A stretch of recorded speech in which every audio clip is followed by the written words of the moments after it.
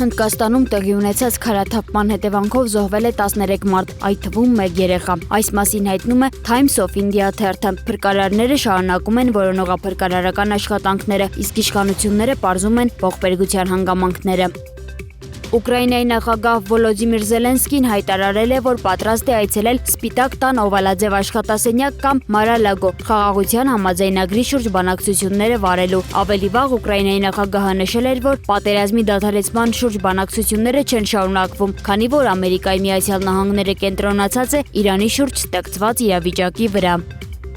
ՆԱՏՕ-ն հաստատել է Ռումինիայի օդային տարածքում անհայտ անօդաչու թռչող սարքի խոցման մասին տեղեկությունը։ Այս մասին ասվում է Դաշինքի տարածած պաշտոնական հայտարարությունում։ Հաղորդագրության համաձայն անօդաչուն խոցելու համար օդ են բարձրացել Ռումինիայի ռազմաօդային ուժերի 2 F-16 կործանիչ եւ Իտալիայի ռազմաօդային ուժերի 2 կործանիչ։ Անօդաչու թռչող սարքը խոցվել է Ռումինիայի օդային տարածքում։ Հետաքննությունը շարունակվում է եւ ՆԱՏՕ-ն սերտ կապի մեջ է Ռումինիայի իշխանության հետ, նշվում է Դաշինքի հայտարարությունում։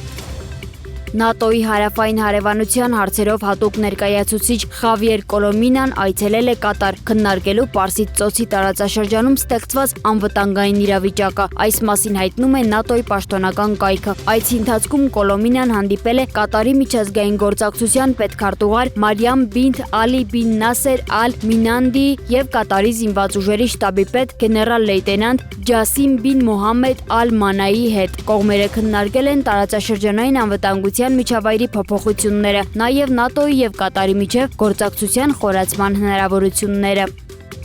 Իրանի զինված ուժերի Խաթամ Ալ-Անիբա կենտրոնական շտաբի պետ Ալի Աբդոլլահին հայտարարել է, որ Իրանի յուրաքանչյուր զոհված քաղաքացու դիմաց թիրախ կդառնա 1 ամերիկացի զինծառայող։ Այս պահից սկսած մենք դա համարում ենք մարտադաշտում վերջնական եւ պաշտոնապես հայտարարված օրենք։ Իրանի Իսլամական Հանրապետության յուրաքանչյուր նահատակված քաղաքացու դիմաց կսպանվի 1 ամերիկացի զինծառայող, հայտարարել է Աբդոլլահին։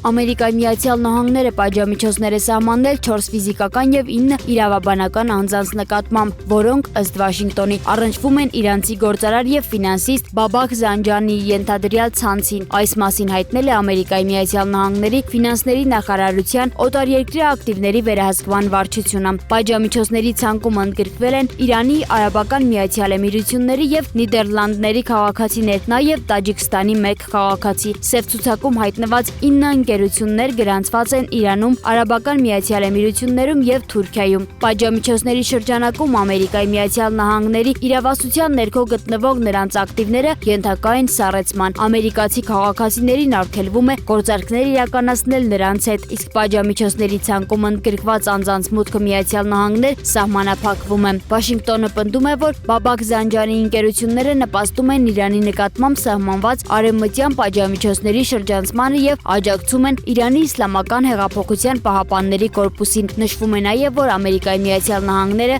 Զանջանի նկատմամբ պատժամիջոցներ էր սահմանել նաև 2026 թվականի հունվարին։